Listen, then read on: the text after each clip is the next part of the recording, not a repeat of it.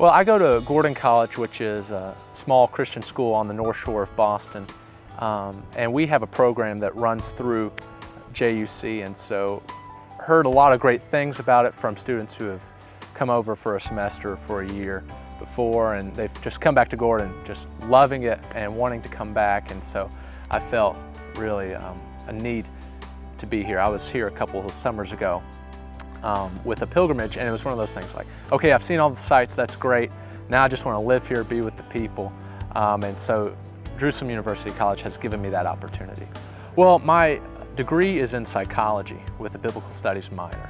And I'm taking classes like physical settings, which all of us have to do when we get here.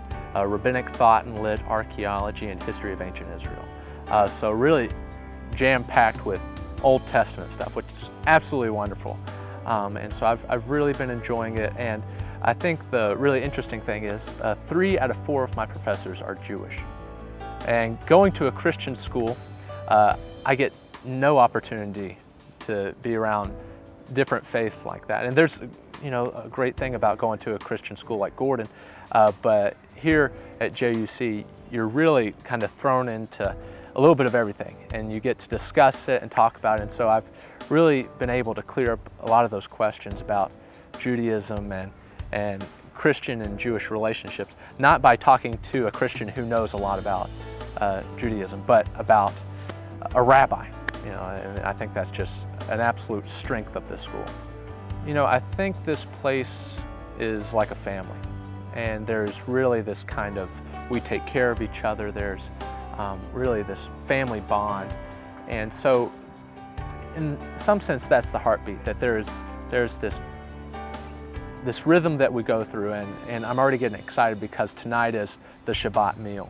And so that's kind of where the family comes together on Friday night, and to talk and to enjoy each other and to really look forward to the week ahead and to really reflect on the week past. So I think the heartbeat really here is this, it's got a foundation of the academics, and the academics are superior. But then it goes where very few colleges and universities can go, and that's because of our size, is that we are 45, 50 people strong. And because of that, we were able to know a little bit about everybody, and not in a bad way either, but that we can keep each other accountable and really be there for each other. I think first off, it's in the classroom.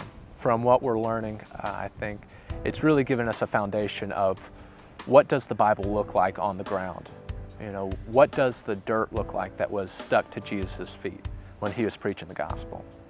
And so I think that's huge for us, relating that to people when we go back who will never have the chance to come here. And I understand that this is a blessing, and that this is my second time. That's absolutely amazing, because my grandparents have barely even gotten out of the state of Tennessee. And so for me to be able to have the opportunity to come here, absolutely amazing. So I think that's the first, is that we get to be in the place where Jesus walked. But secondly, I think another way that JUC is equipping people is by telling them, go out and volunteer. I just came back from the Anglican school, which houses students from all over the world whose parents have come here for one reason or another. And so this morning I was with little 5- and 6-year-olds, helping them read and hanging out with them and shooting basketball. And that's where ministry is. And that's where you become more well-rounded. It's not just in the classroom, but getting out and being with people and hearing their stories. And that's one of the great things about JUC, is they encourage you. This campus is great, it's beautiful, but you need to get out, go see what Jerusalem has to offer. And I think that's just absolutely amazing.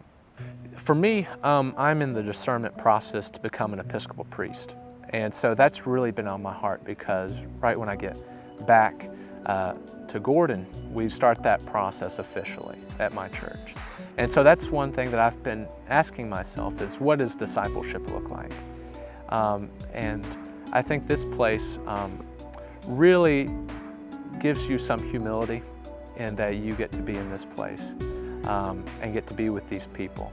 And one thing for me is talking to these students is that many of them this semester are not like me. They're not undergraduates who just get to, go for a semester.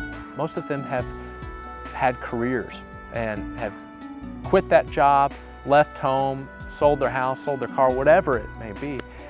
And so that for me is absolutely amazing. I haven't, had to put much on the line to come here, but there are people who have. And because they see that this is really essential to their growth and that they really feel God calling them here. And I think that's absolutely amazing, their faith to say, yes, Lord, I'll go. And so discipleship partly is just getting here. And then from here, it's what are we talking about? What are our conversations about? And it's all about, I'm telling you, all the time, theology.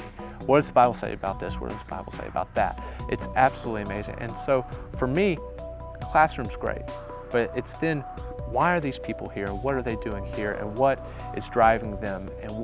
And for the most part, most of these people don't know what's next. There are so many people I've talked to on this campus who said, well, I was doing this and I felt God calling me here. I said, well, what's next in life? God hasn't told me that just yet. And so I find that amazing, especially with my personality, where I kind of need to know what's up ahead. And in a lot of ways, that doesn't allow God to come into the picture. And so these people have just, thrown away everything, saying, this is what I know God is calling me to do. And when the time comes, God will tell me what to do next. I think there are a variety of ways that people can, but the one that I encourage the most is coming here.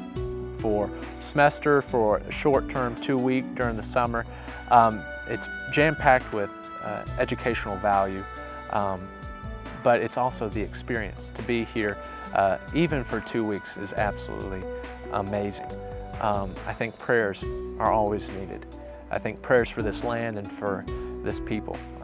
I think that's huge. Psalm 122 says, pray for the peace of Jerusalem. May they prosper who love you. And so that we do not forget the people who live here in our prayer life, especially, that we are continuing to remember them. I think that's huge. So I think coming here is huge. I think praying, and I think financial support is always appreciated because JUC helps out a lot of these students who have given up everything to come here and have come on just a leap of faith, saying, yes, Lord. And so they need help. They need help financially to get them here, but also to stay here, especially for master students who are here for 2 years. They need that extra help. They might say, yes, Lord, I've got the money for a year. And I know a couple people who are like that. They know that they can be here a year and want to finish out their master's, but they're going to need a little help. So a couple years ago, I was here on a pilgrimage. And so from that point, it was, I love this place and I want to be with the people. And so spending time with school children here in the city, or if it's going to Bethlehem and just talking with people in the square, it's really the people that get me up and what the Lord is doing in their lives. And that the Lord continues to work here in the Holy Land. But a beautiful part is that the Lord's just not working here. He's everywhere. And so it's helped me to see that the Lord's working in my life in Nashville, Tennessee, or Boston, Massachusetts, as much as a 19-year-old girl who's going to Bethlehem Bible College. So I really feel blessed for that opportunity to talk to those people and to live in this place. I think that's a huge blessing. But when I walk around the city, yes, it is the holy city, it is Jerusalem. But praise God, Jesus isn't walking around here because he has died and has risen, and now his Spirit is everywhere. And so I think that's one thing for me to remember, is that yes, this place is holy because Jesus walked here, but the tomb is empty. And so that's the amazing part about this message that he brought, is that it's universal, that it's now spreading to the ends of the earth. And so therefore, because I'm here, I have been able to learn that now I must go out. Just like the apostles did at Pentecost. They were here locked up in a room just over that hill, and then they were spread out. And so I feel the same calling. I think for me, this school has taught me a lot about the land and the geography, and I never thought that learning about the geography could be such a blessing, because we talk about how the land has formed you as a person. We talk about that with the prophets, and you can see it in their writings about where they grew up really defines how they use God's words and how they see the world. And so for me, growing up in the small county of Rutherford County, Tennessee, I've learned how God has shaped me and how that land has shaped me. And in that, it's made me more aware of my differences with other people and how I can better connect and relate to them by where they have lived and where God has worked through them in their lives.